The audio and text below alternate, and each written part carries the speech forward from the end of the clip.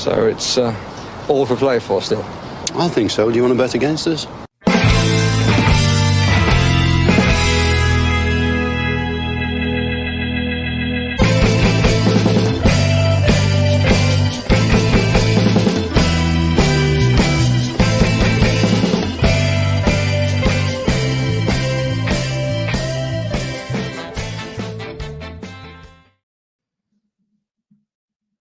Hello, Villa fans, and welcome to For the Love of Paul McGrath podcast. We are recording this at stupid o'clock in the morning, just at daybreak. I suppose really trying to get this one out because today is, we hope, going to be a long and busy day for Aston Villa in the transfer market, and we will be back later. Well, I will be back later on, even if it's only for a short one, just to, I suppose, discuss the transfer window as a whole. But we wanted to get something out today to chat about the match on Saturday, Aston Villa versus Leicester, or Leicester versus Aston Villa, whichever way you want to look at it. And yeah, like, Paddy, have you come down from the Champions League draw yesterday? The dream draw for yourself, I suppose, really. Well, I haven't really come down, no, and I didn't get much sleep either. I've just been so bloody excited. I think I told you on text that I waited till 12 o'clock till Booking.com released all the rooms, and I went back in and booked as many hotel rooms as I could to try and cover myself. And I'll have a busy day tomorrow deleting a lot of them rooms, but I just needed to make sure that I'm covered, and flights will then be the main worry after that. But look, just incredible to be even talking about us in the Champions League. It's just amazing, and then to get all those amazing clubs that we got to play against, it's just, of all the years to come into it, it's a pretty special year. When you're talking about usually 3 clubs that we'll have to deal with, now we're dealing with 8. Just blows your mind. Absolutely blows your mind. So great to be having these conversations. God knows how it'll turn out, but look at the new draw is made for a very exciting competition, and I'm all for it, and I'm obviously up for anything now at this stage, and so excited for it. Yeah, I like you, I've earmarked the Celtic game to go over to. All going well, and like you, Paddy, I have 8 rooms booked for with free cancellation. Paid the property free cancellation. Don't say where they are. I won't. No. But I've them booked anyway, waiting and ready. And once the Celtic fixture is out, all the rest of them will be cancelled, and then we'll cross our fingers that we get tickets for that game, for the home game for Villa versus Celtic. Because yeah, look, it's gonna be bonkers. Like we would be. Like, I can't imagine that flight over anyway is going to be anything other than a sea of green and white, even from Ireland, going over to that game. So it's yeah, we'll have to lay low on the plane. But anyway, less about the Champions League draw, Paddy, and more, I suppose, about Leicester at the weekend. Obviously back in the Premier League under new tutelage. Obviously their manager left them, went to Chelsea, has his own problems at Chelsea, but they've brought in a man who I probably am a small bit higher on as a coach than probably a lot of people, but Steve Cooper has come in and joined Leicester, and obviously their first day out, they get a point against Spurs, and they've made a couple of signings in the transfer window, and they're going to want to solidify their Premier League place, I think, albeit I think there's probably going to be points deductions along the way somewhere. But what's your view on Leicester and what they've done, and how they've I suppose how they've started the league? Have you seen much of them? Well, I didn't see the game last week, but I did see the Spurs game when I was on holidays, and it is the absolute definition of a smash and grab. From 70% possession for Spurs, something like 15 shots to 6 or something like that on goal. They managed to salvage something out of it, and very nearly won it at the end.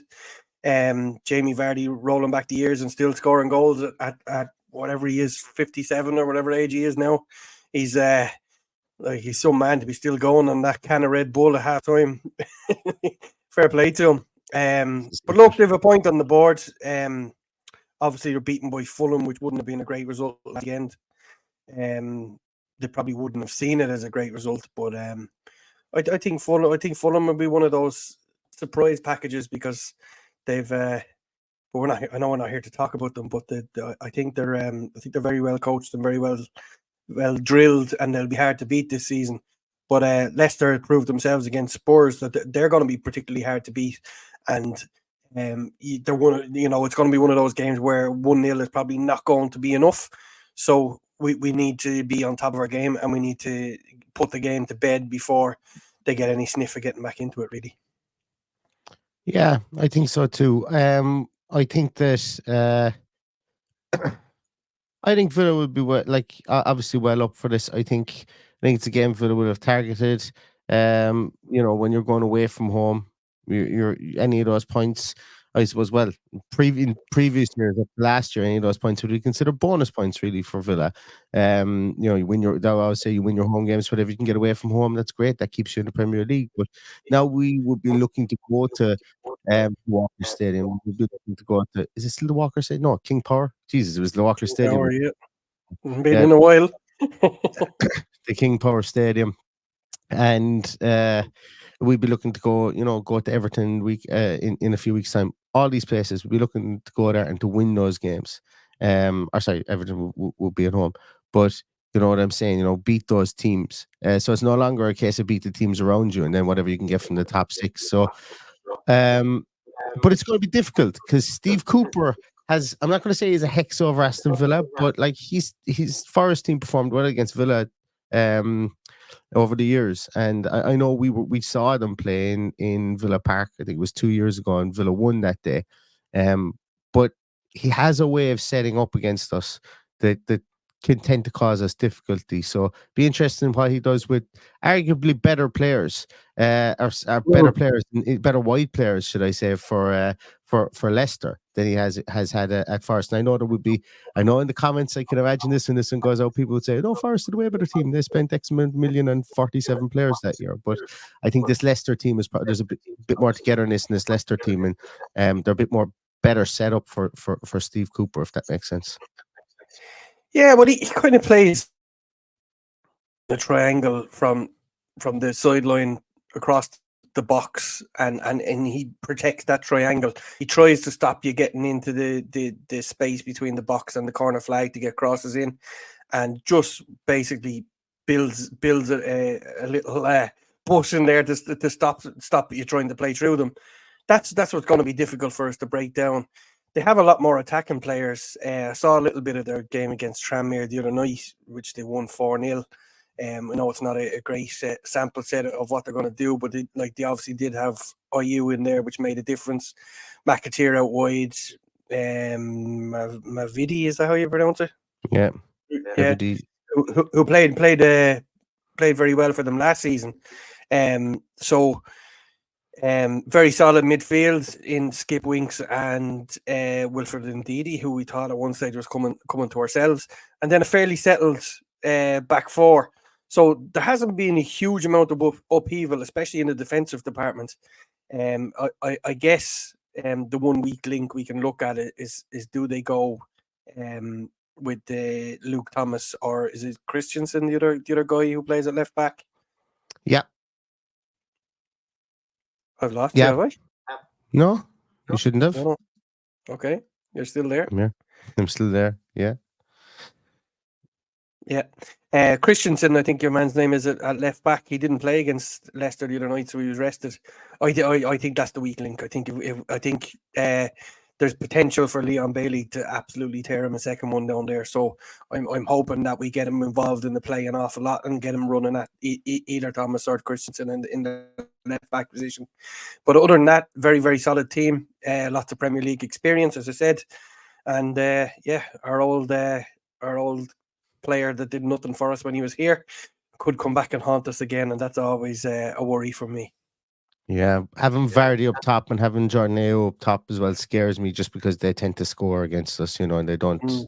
And we tend to have a target in our back for certain players that just love scoring against us. But look, we'll see what happens with regards to that.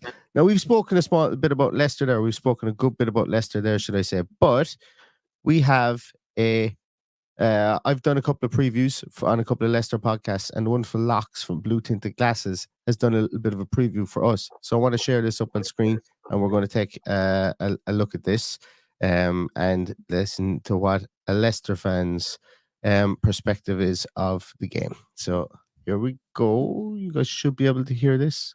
Second, I hope you can hear this. Give me a second, actually. Let me make sure. I know this is pre-recorded, but I ain't going back in to flip. Yeah, we're gonna have to do it this way. I probably won't edit this. So there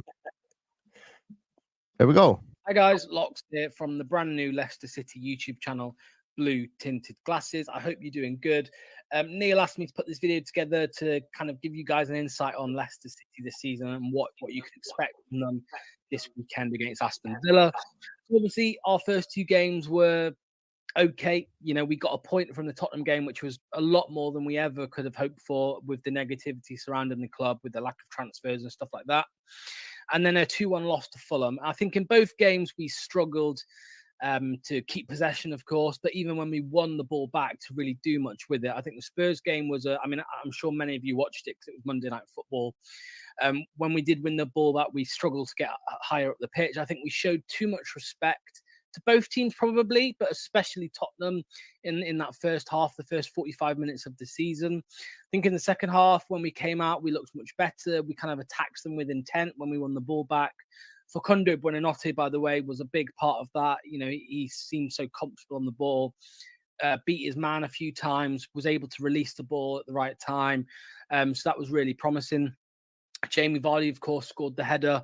That man again, of course, the genetic freak that is Mr. Vardy. You know, I'm sure he'll be in the starting 11 this Saturday, and hopefully he can get a goal against Villa because I know he likes to score against you guys. And that takes me on to another person that likes to score against you, which is Jordan Ayew. I think he made his debut against Fulham and he looked okay. He's very good at winning fouls. I'm sure you know this. Looks quite passionate, quite energetic. So that's always nice to see from a new player coming into the club. I don't think he'll start against Villa on Saturday. I think he is more of an impact player and rotational player now for Leicester City. I think the ones to watch would be Abdul Fatawu, which again, I know Neil's aware of him. I'm sure some of you are as well in the Championship last season. You know, we got him on a loan with obligation to buy. We've made that permanent now. What a player he is from Sporting in Portugal. He's quick, he's tricky, he's got a hell of a left foot on him. He can find his man in the box. He's a really good player, and I think he's one to watch for the future. I think he will move on to a big club in a year, 2 years, something like that, for quite some money. How I expect us to set up against Aston Villa? Well, I expect it to be very similar to the Spurs game and Fulham game. I think we'll let you have the ball. I think we'll lay off you. I think we'll sit in a low block, and then when we do win it back, we'll just try and put some sequences together. Try and play some nice stuff and hit you on the counter and score. You know, we're not really a direct counter-attacking team. We're more of we've kept some principles of the Enzo Maresca football from last season, which I'm sure you've seen at Chelsea this year. So when we do win the ball back, we are still trying to, you know, go through 5, 6, 7, 8, 9, 10 passes rather than just hitting it long like we all saw from Leicester in the 2016 Premier League season. So there's definitely a threat there from Leicester. We're adding to our squad. We've got just over 24 hours left of the window. Just brought in a new number 10, Bilal El Khanous, for 19 million. Think it'll be too early for him to start or for him to even feature. But we have threats, and this is the Premier League. You know, even Luton and Sheffield United and Burnley last season, they had little moments. They had players that could do damage, and I think that's the same with Leicester at the minute. I think it's going to be a struggle for us. I think we will struggle to stay up, especially with the points deduction. But I've been told that Steve Cooper has quite a good record against Aston Villa. So hopefully he can carry that on and hopefully we can get a point. So my score prediction, going with my heart, is 1-1 at the King Power. I think the fans will kind of give us a little boost as well. If we throw a few tackles in here and there, that will get the fans up for it. So yeah, 1-1 for me. Good luck to you guys for the rest of the season after Saturday. Hope you guys finish in the top 4 again. But yeah, all the best. Thanks for asking me on, Neil. Much appreciated. Cheers. Excellent. That is Locks, and I hope you guys could hear that. You could hear it, Paddy. Yeah, so you didn't. I could hear it, yeah. So that means everyone else can hear it. But that's the wonderful Yeah. Lax. I've done a bit with Lax before. He's a really good guy. You can see there he's a really good speaker and an absolute rabidly mad Leicester City fan.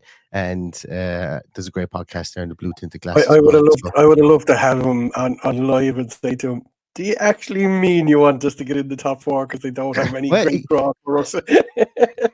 He did. He actually said it to me when I was on his podcast doing a piece. He actually said it to me because we spoke about the fact that, you know, they got in there and then there's a couple of times they finished 5th and they couldn't really break that glass ceiling that was there.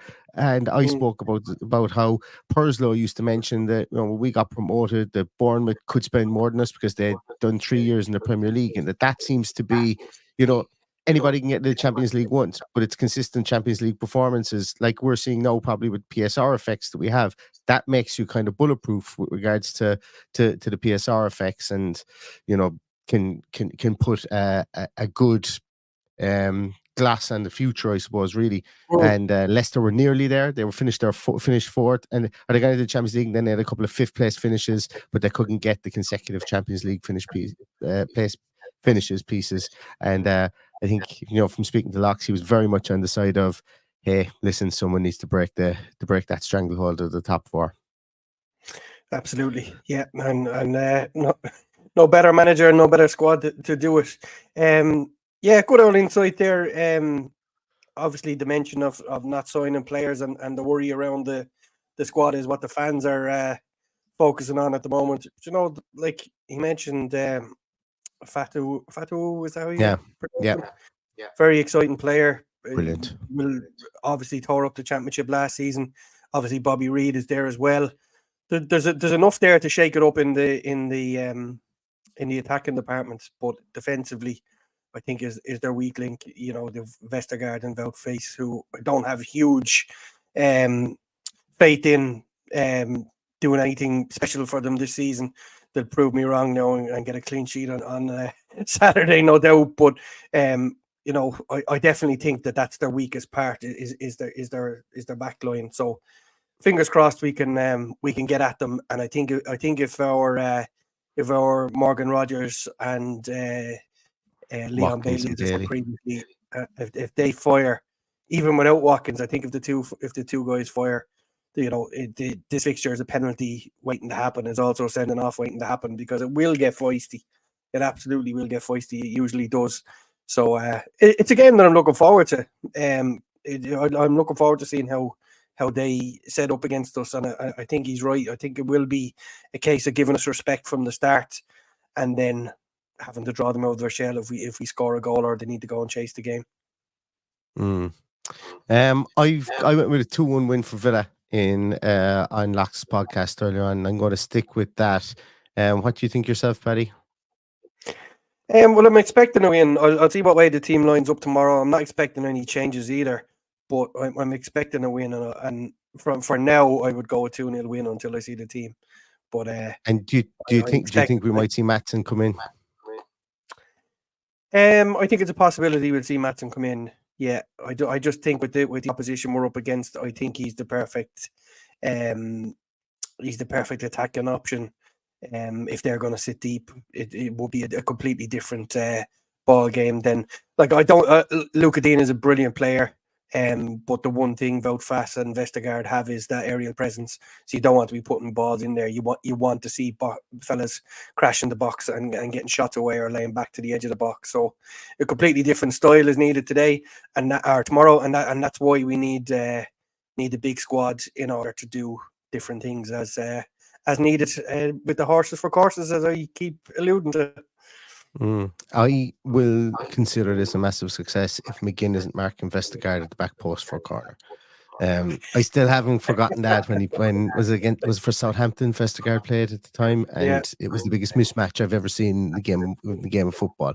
So I just don't want that to happen. But anything apart from that, I'm happy with. Yeah, we could try and analyze this to within an inch of its life. Leicester are just up, we like anybody who says that they can congruently say that they know how Leicester playing, that they know exactly Leicester's shape. That's why I got Locks on it. It can be very difficult to do previews in the early season, as you said before. It's even more difficult to do them for teams who've just been promoted and changed their manager. you know, because we don't know what we're Yeah. going to get. And there is an awful lot of unknown from this. Obviously, we can go with what Steve Cooper has done before. That's what we've spoken about. Obviously, we've talked about individual players and what they bring to the table. But yeah, I think it's going to be really interesting to see what we put out from a team sheet point of view. And we will be back with a team sheet tantrum tomorrow, Saturday. I always struggle with it's 20-2, so 1:40 UK time. We'll be back with team sheet tantrum, yeah, and we'll be back here directly afterwards for a post-match podcast as well, directly on the final whistle. So please join us for those as well. Thanks a million. I hope we're not busy booking flights when this when these fixtures come out around the team sheet tantrum. I think it's 10 o'clock the fixtures come out, is it not? Or am I confused? Because I'm so... tomorrow's busy. Up for Oasis tickets and then up to book flights for the Celtic game then. So it's tomorrow's a busy day on the internet trying to book things and waiting in queues and stuff like that. Yeah. So I'm kind of conflating both of them. So yeah, Paddy, you might be on booking flights duty, and I'll stay on team sheet tantrum duty, or vice versa. We'll see what happens. Well, if it's 10 o'clock, that's great. I don't know whether you've picked that out of the sky, but I'll manage that because I'll be done and dusted with Oasis. I'll have either got them or I haven't at that stage. Yeah, absolutely. I think it was somebody in the comments, I think last night when we were talking about it, said that the fixtures come out at 10 o'clock on Saturday. I could be wildly wrong on that. Unverified information there with regards to 10 o'clock. We'll see. Anyway, that's going to do it for us today. As I say, this is pre-recorded, so if we didn't get any of your comments that were in there, we do apologize. If anything happens in the transfer market later on today, as I say, I'm just settling in now to watch Dan Bardell on TV here this morning. So hopefully he's got some magic dust to try and sprinkle a transfer through there live on TV. It would be great for him. It would be great for Villa. So we'll be glued to it all day today. If anything happens in the transfer market, we'll come back later on today. But if not, it'll be tomorrow for Team Sheet Tantrum. In the meantime, everybody, stay safe, stay healthy, and stay smiling because we're in the Champions League. And all that's left to say is up the Villa. Up the Villa.